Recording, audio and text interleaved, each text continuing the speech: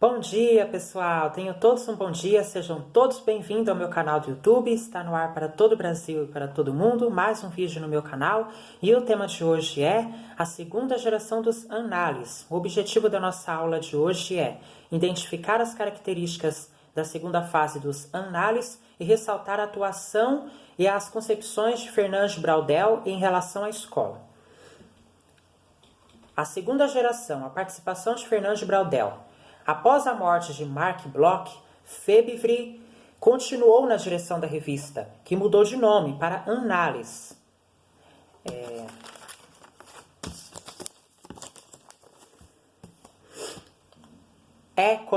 Economies, Societies, Civilizations.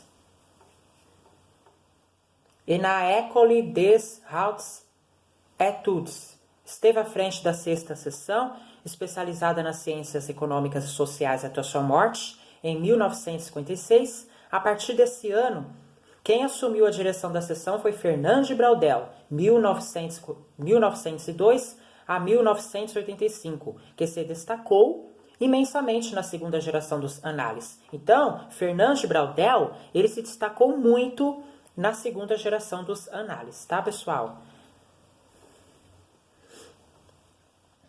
A segunda fase da escola, conforme já se expôs em aula anterior, abarca os anos entre 1946 a 1968. Braudel, nessa fase, ganhou evidência principalmente por sua liderança no processo de propagação das concepções dos análises em importantes instituições francesas e para além da própria França. Em seu país, além da presidência da sexta seção especializada nas ciências econômicas e sociais, assumiu os cargos de diretor da revista dos Análises, de professor no Collège de France e tornou-se também membro da Academia Francesa.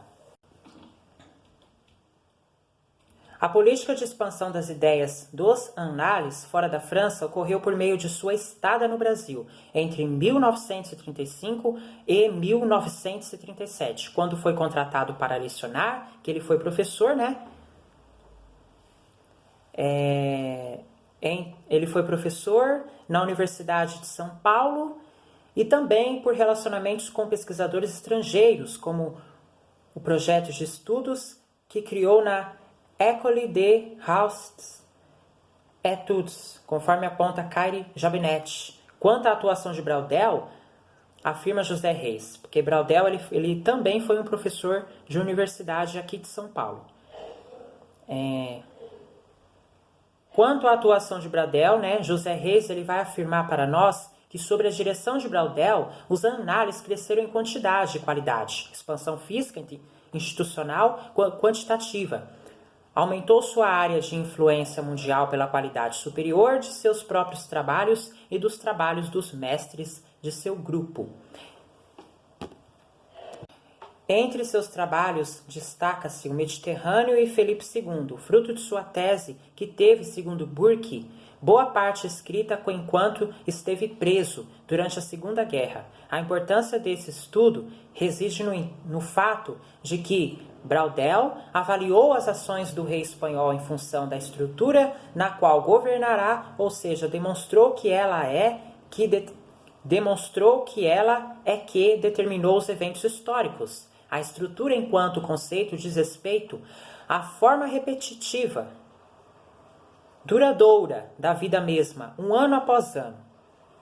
Cultivam-se da mesma maneira os mesmos campos, dispostos da mesma maneira. Pode ser econômica, social, cultural e geográfica. É sobre esta última que recai a atenção de Braudel nesse trabalho. Ao dar grande visibilidade ao mar Mediterrâneo, ele expõe o apreço que nutre pela inter-relação entre a geografia e a história em sua abordagem. Burke afirma que a verdadeira matéria do estudo é essa história do homem em relação ao seu meio, uma espécie de geografia histórica, ou como Braudel preferia denominar, uma geohistória. Por que Braudel denominou de geohistória? Porque o homem é um cidadão, o homem faz parte da sociedade, né? E aonde ele habita é é um espaço, né? É uma paisagem, onde o ser humano, aonde o homem, o ser humano, aonde o ser humano habita, é uma paisagem, tá? Nós habitamos numa paisagem. Então, a gente pertencemos à história. E a história tem muito a ver com a geografia, né? As duas andam juntas. O objetivo de Braudel, as duas têm relação. A geografia e a história, uma tem relação com a outra, tá? O objetivo de Braudel é fazer ver que as tendências gerais ou os eventos não podem ser compreendidos sem a geografia. Os eventos não podem ser compreendidos sem a geografia. Tem que ter a geografia. Portanto, Filipe II é visto como um produto da civilização do Mediterrâneo, que se desenvolveu de determinado modo muito em função da espacialidade da região. Como se vê, muito do pensamento estruturalista de Lucien Febvre é retomado por Braudel, que, aliás, contou com a orientação daquele em seu processo de pesquisa e escrita da obra. Agora nós vamos para a história e longa duração. O trabalho de Braudel revela ainda uma forma de abordagem do tempo que, de certo modo, já se dava na primeira geração dos análises. Trata-se da abordagem da longa duração. Vamos lá. Este conceito foi desenvolvido por ele em um artigo publicado na Revista dos Análises, em 1958, intitulado História e Ciências Sociais, a longa duração, no qual ele chama a atenção para uma crise no âmbito das ciências do homem. Uma crise, poderíamos dizer, em razão de certo isolamento entre elas. Braudel ressente a ignorância das demais ciências sociais em relação às mudanças da história no decorrer dos últimos 20 ou 30 anos. Refere-se às mudanças quanto à concepção de tempo, afirmando que, das experiências e tentativas recentes da história, desprende-se, consciente ou não, aceita ou não, uma noção cada vez mais precisa da multiplicidade do tempo e do valor excepcional do tempo longo. A multiplicidade do tempo diz respeito à atenção que os análises passaram a ter em relação aos vários ritmos das mudanças da vida humana, o que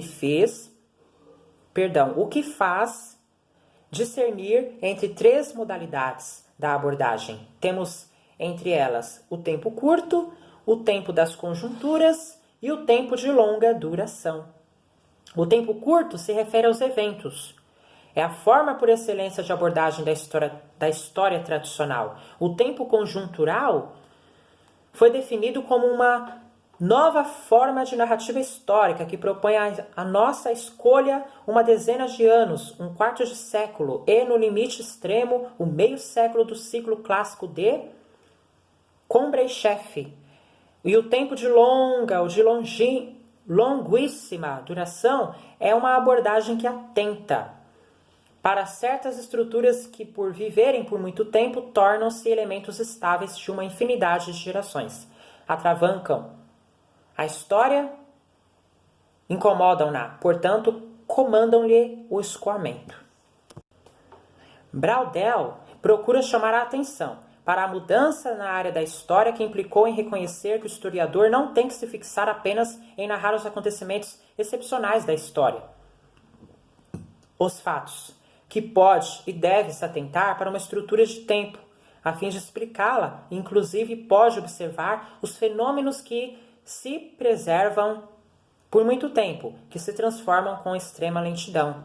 Para exemplificar quanto a essa forma de abordagem, ele cita alguns estudos, tais como o de Ernest Robert Curtius,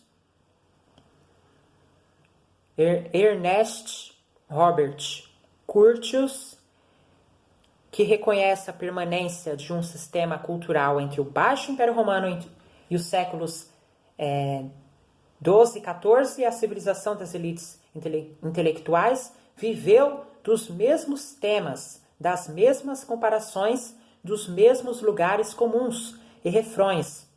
Cita o estudo de Lucien Febvre sobre Rabelais, que, como já se viu aqui em aula anterior, defendeu a continuidade de uma mentalidade da Idade Média até o século XVI, que impedia os europeus de negarem completamente a religião.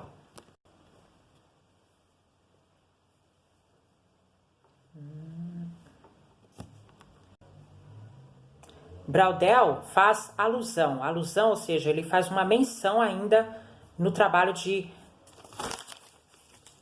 Afonso do Pronte, o qual considera que, embora as cruzadas tenham sido movimentos do século XIV, certa cultura dela se originou mantendo-se no tempo, atravessa as sociedades, os mundos, os psiquismos mais diversos e toca com o último reflexo os homens do século XIX. Por fim, mencionam o livro de Pierre Francastel, o qual expõe sobre a permanência, de certa forma, de representar o espaço na arte da pintura, que se manteve no Renascimento até a emergência do cubismo no século XX. Vamos lá. Todos os argumentos de Braudel servem para que ele defenda com os demais cientistas sociais a importância de observarem as possíveis contribuições da história para as suas áreas de estudo, fazendo reconhecer que ela muito tinha se afastado de uma mera narrativa dos eventos, buscava convencer sobre a necessidade dos vizinhos das ciências do homem, os economistas, etnólogos, antropólogos, sociólogos, psicólogos, linguistas, demógrafos, geógrafos, até mesmo matemáticos, sociais ou estatísticos, os quais há longos anos seguimos nas suas experiências e pesquisas. Adotarem as perspectivas de análise da história, talvez tenhamos alguma coisa a lhes dar. Enfim, Braudel, ele critica os demais cientistas por escaparem sempre à explicação histórica, especialmente porque atualizam em excesso os estudos sociais. A abordagem da longa duração permitiu, portanto, analisar o porquê dessa longa duração. O porquê da história de longa duração. Por quê? A história de longa duração, ou seja, a longa duração, permitiu, portanto, analisar os fenômenos do presente de todas as espécies na sua relação com o passado, o que seria de grande importância para a compreensão da vida em sociedade. Para a gente compreender a vida em sociedade, é necessário a gente analisar os fenômenos do presente, de todas as espécies, na sua relação com o passado. É aí que a gente vai ter, é aí que vai ser uma grande importância, né?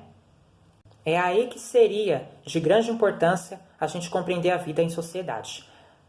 Além de Braudel, com sua geohistória, um conjunto de historiadores dessa geração também deixou suas marcas importantes na escola, como Pierre Chaunu, Pierre Vilar, Pierre Gobert e Ladourie.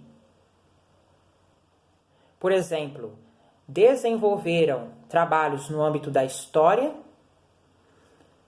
econômica e demográfica e fizeram-no com base em uma metodologia bastante inovadora na área, o quantitativismo. Entre eles destaca-se Ernest Labrousse, se eu falei errado vocês me corrigem, que segundo Braudel, incentivado pelos economistas Simeon e Albert Aftalion, empreendeu um rigoroso estudo quantitativo da economia francesa do século XVIII.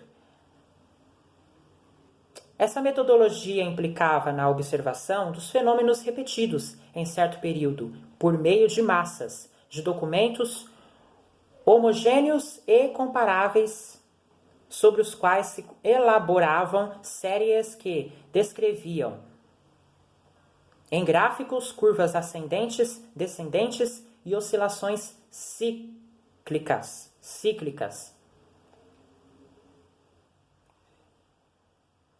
Os historiadores que a partir da década de 50 se dedicaram a analisar os movimentos populacionais, relacionando-os às questões econômicas e sociais, também utilizaram esse método. Tá, pessoal?